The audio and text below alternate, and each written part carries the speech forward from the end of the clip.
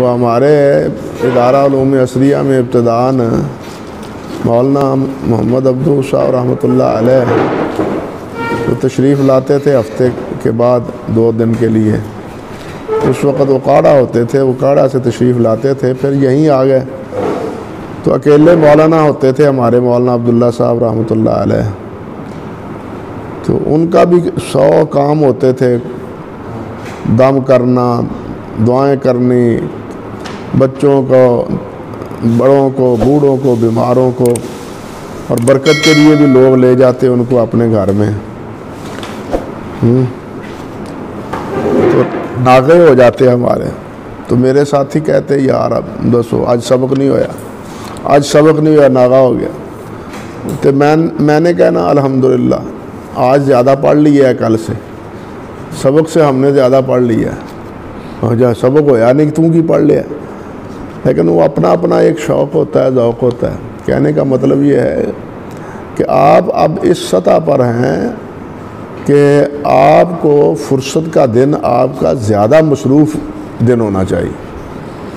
अगर फुर्सत का दिन पढ़ाई का यानी तालीम व ताल्लुम का दिन अगर ना हो तो दूसरा दिन जिसको आप फ़ारिग़ समझें या कहें कि आज छुट्टी का दिन है, वो आपका ज़्यादा मसरूफ़ होना चाहिए।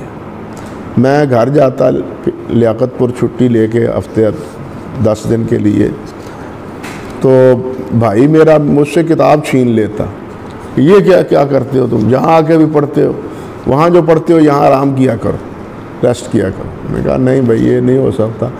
ये आदत बन जाती है ना, जब ये आदत बन जाए ना तो फिर फ़ारिग़ बैठना, इंसान फ़ारिग़ बैठने में बीमारी महसूस करता है। ये आदत पड़ जाए, अल्लाह करे आपको भी, हाँ, पढ़ने पढ़ाने की और मुताला करने की ये आदत पड़ जाए ना तो फिर सारे मसले आसान हो जाते हैं, मुश्किलात भी आसान हो जाती।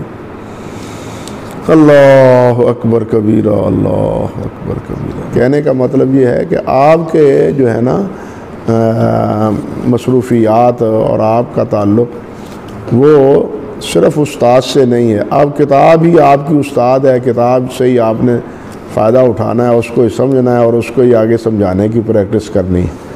अल्लाह ये तौफ़ीक़ अता फ़रमा दे।